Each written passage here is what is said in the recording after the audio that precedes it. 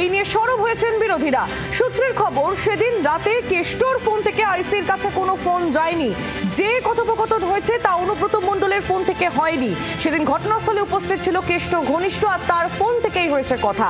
এই কারণেই অনুব্রত মণ্ডলের ফোন এখনো বাজেয়াপ্ত হয়নি বলেই খবর।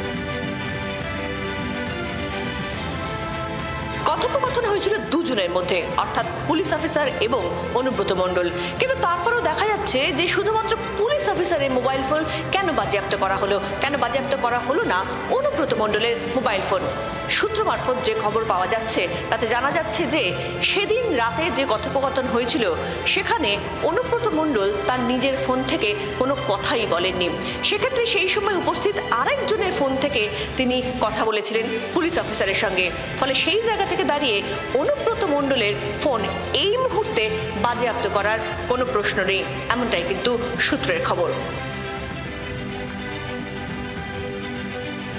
তৃণমূল নেত্রী মমতা বন্দ্যোপাধ্যায় বলেছিলেন বিদেশ নীতির ক্ষেত্রে কেন্দ্রকে সমর্থন, কিন্তু তৃণমূল বিধায়ক বলছেন অন্য কথা। শুধু যুদ্ধ যুদ্ধ খেলা হচ্ছে, পুরোটাই নাটক। পাণ্ডবেশ্বরে তৃণমূল বিধায়ক নরেন্দ্রনাথ চক্রবর্তীর মন্তব্যে বিতর্ক। গোটাটাই যুদ্ধ যুদ্ধ খেলা, গোটাটাই নাটক। পাকিস্তানের সময় ফিটিং করেছে, ফিটিং করে আমি বলুন একটা পহেলগাঁওয়ে পর্যটকরা বেড়াতে এসছে, একদল দুষ্কৃতকারী চলে এলো পহেলগাঁওয়ে, কিন্তু তার 3 দিন আগে সব প্রোটেকশন তুলে নেওয়া হয়েছে। 27 জনকে গুলি করে মারলো, আর গুলি করার আগে কি বললো? बोला आप हिंदू है तुम, आप सिंदूर पहनते हैं तुम, आप कलमा पढ़ने जानते हैं तुम।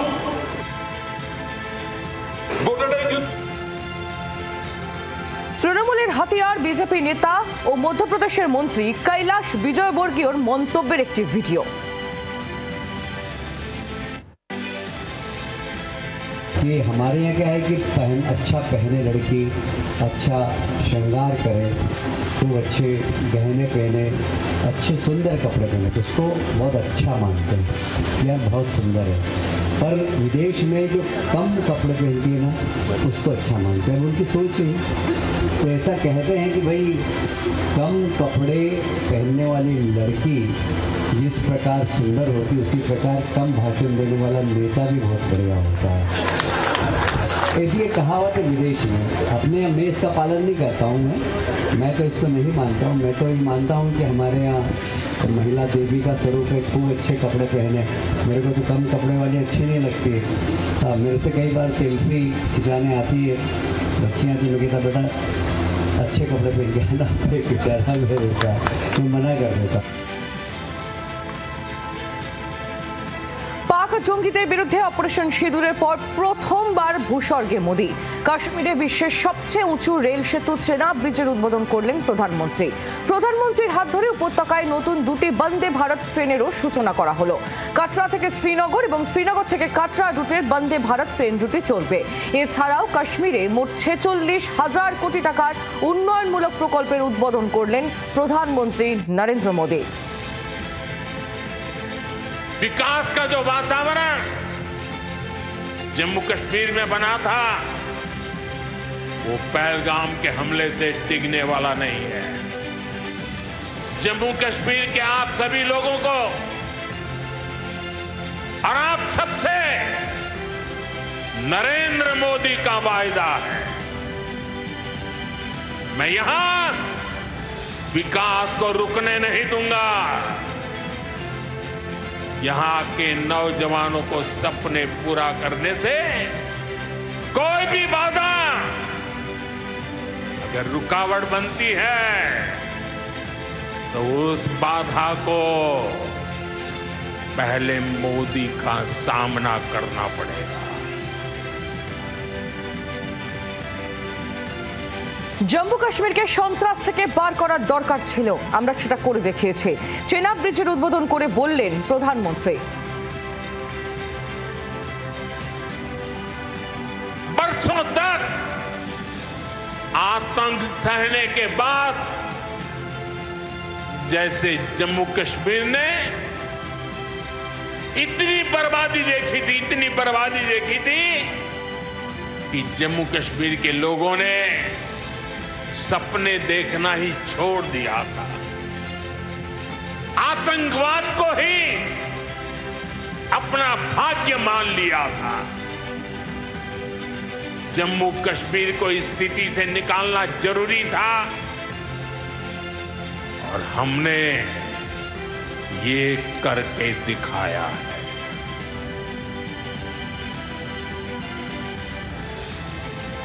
রেলপথে জুড়ল কাশ্মীর, সেখান থেকে প্রতিবেদন তুলে ধরেছেন আমাদের প্রতিনিধি। দেখুন। आखिरकार कश्मीर के लोगों का सपना सच हुआ और आज पहली बार वंदे भारत जो रेलगाड़ी है पूरी इस ट्रेन को जो है फूलों की माला से सजाया गया है। आप देखिए सुरक्षा के यहाँ पर कड़े प्रबंध किए गए हैं और वंदे भारत को पूरी तरह से यहाँ पे सजाया गया है। बहुत खुशी की बात है कि हमें सफ़र आसान हो जाएगा। इससे हमें बहुत टाइम लगता था और आसानी से हिंदुस्तान के किसी भी कोने में जा सकते हैं। बहुत दिनों से इंतजार कर रहे थे तो आज वो ख्वाब पूरा हो गया हमारा। कितना फ़ायदा होगा हमें? सब फायदा होगा इंशाल्लाह, हर लिहाज से उम्मीद है।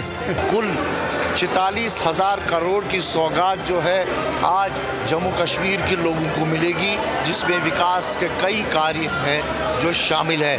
लेकिन वंदे भारत इतिहास है, आज एक इतिहास रचा जा रहा है। कैमरा पर्सन इरफान मंसूर के साथ खालिद हुसैन, जी मीडिया कश्मीर। আগামী 20শে জুন ফের একবার রাজ্যে আসার সম্ভাবনা প্রধানমন্ত্রী নরেন্দ্র মোদীর। ওদিন বিজেপির পক্ষ থেকে পশ্চিমবঙ্গ দিবস পালন করা হয়। দলীয় ওই কর্মসূচিতে যোগ দিতে পারেন প্রধানমন্ত্রী। এছাড়াও সরকারি একটি অনুষ্ঠানে থাকার কথা রয়েছে মোদীর। লক্ষ্য 2026 বাংলা এবার পদ্ম শিবিরের বিশেষ নজরে। আগামী 20শে জুন ফের রাজ্যে আসতে চলেছেন প্রধানমন্ত্রী নরেন্দ্র মোদী। যেটা সূত্র মারফত খবর পাওয়া যাচ্ছে, প্রধানমন্ত্রী নরেন্দ্র মোদী ওই দিন দলীয় বেশ কিছু প্রোগ্রামের পাশাপাশি সরকারি অনুষ্ঠানেও যোগ দেবেন। বাংলায় এমনিতেই এবছর থেকে প্রতি মাসে নরেন্দ্র মোদী এবং স্বরাষ্ট্রমন্ত্রী অমিত শাহর আসার কথা রয়েছে। 20 তারিখ ফের বঙ্গে সফর করবেন প্রধানমন্ত্রী, এমনটাই সূত্র মারফত জানা যাচ্ছে। জি 24 ঘন্টার জন্য ক্যামেরায় শুভ্র ঘোষের সঙ্গে মৌমিতা চক্রবর্তী, কলকাতা। উপত্যকায় পর্যটক লক্ষণীয়ভাবে কমে এসেছে আগেই। এবার পেহেলগাঁও জঙ্গি হামলার প্রভাব পড়ল অমরনাথ যাত্রায়। পেহেলগাঁও এলাকার চন্দনওয়ারি থেকেই শুরু হয় অমরনাথ যাত্রা। তীর্থযাত্রীদের রেজিস্ট্রেশনও হয় বাসস্ট্যান্ড লাগোয়া পিলগ্রিম সেন্টার থেকে। এবার প্রায় 50 থেকে 60 দিন ধরে চলা অমরনাথ যাত্রার মেয়াদ কমিয়ে 38 দিন করা হলো। সাম্প্রতিককালের মধ্যে 2025 সালের অমরনাথ যাত্রার মেয়াদ সংক্ষিপ্ততম। এই মেয়াদ মাত্র 38 দিনের হতে চলেছে। 3রা জুলাই থেকে শুরু অমরনাথ যাত্রা, শেষ হবে 9 আগস্ট। এই 5 ঘন্টা 20 মিনিটের হাঁটা পথ অর্থাৎ যাত্রা পথে প্রতি পরতে থাকছে জ্যামার, তার সঙ্গে অবশ্যই থাকছে পুলিশের কুইক রেসপন্স টিম, থাকছে ডগ স্কোয়াড, থাকছে বম্ব ডিসপোজাল স্কোয়াড। সব মিলিয়ে নিশ্চিত নিরাপত্তার চাদরে মুড়ে ফেলা হচ্ছে অমরনাথ যাত্রাকে। অমরনাথ শ্রাইন ট্রাস্টি বোর্ড জানিয়েছে যে 13 বছরের কম এবং 70 বছরের বেশি কোনো পুরুষ বা মহিলা এবার অমরনাথ যাত্রা করতে পারবেন না। ড্রোন হানার আশঙ্কা মাথায় রেখে ইতিমধ্যেই সেখানে পর্যাপ্ত সংখ্যক সিআরপিএফ অর্থাৎ কেন্দ্রীয় আধা সেনা মোতায়েন করা হয়েছে বলে স্থানীয় প্রশাসন সূত্রে খবর। 24 ঘন্টার জন্য ক্যামেরায় তরুণের সঙ্গে অয়ন, কলকাতা।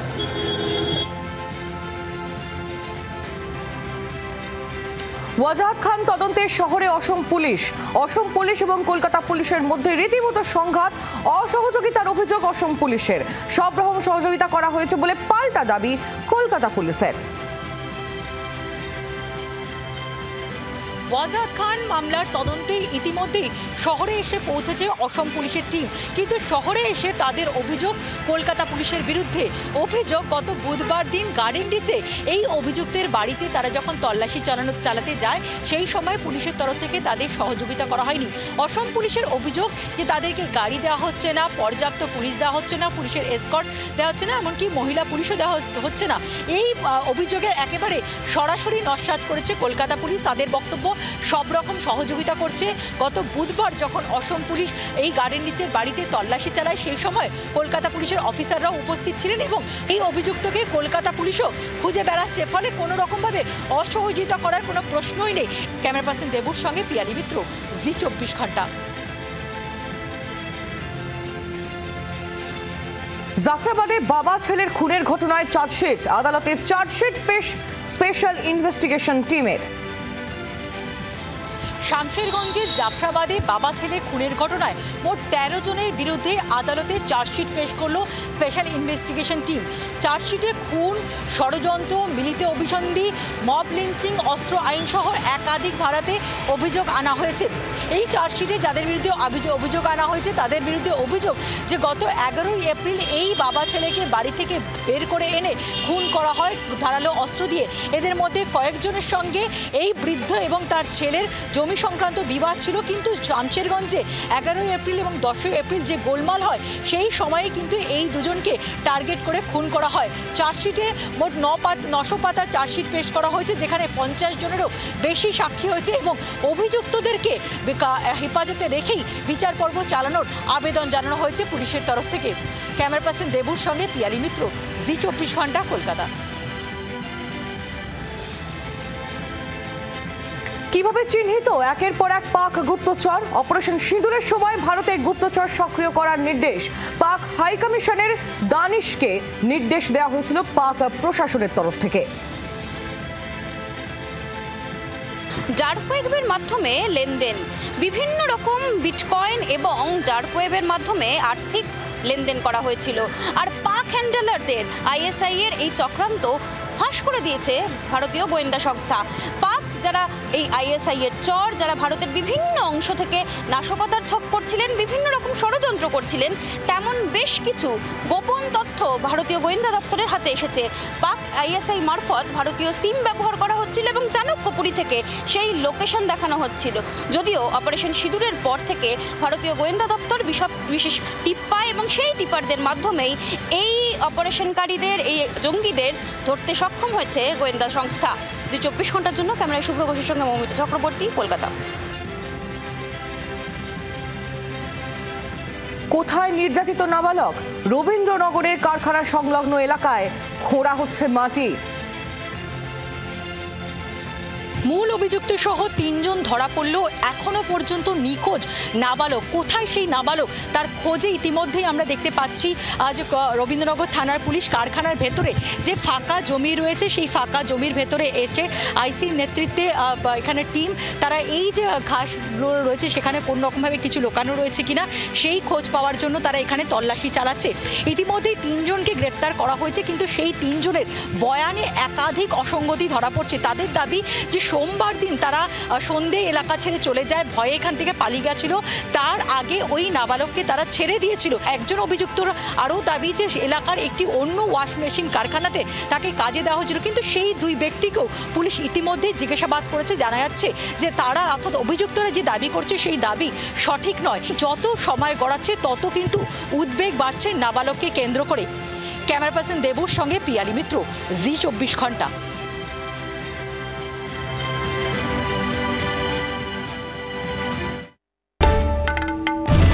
বাংলার আওয়াজ, বাঙালির আবেগ, জি 24 ঘন্টা।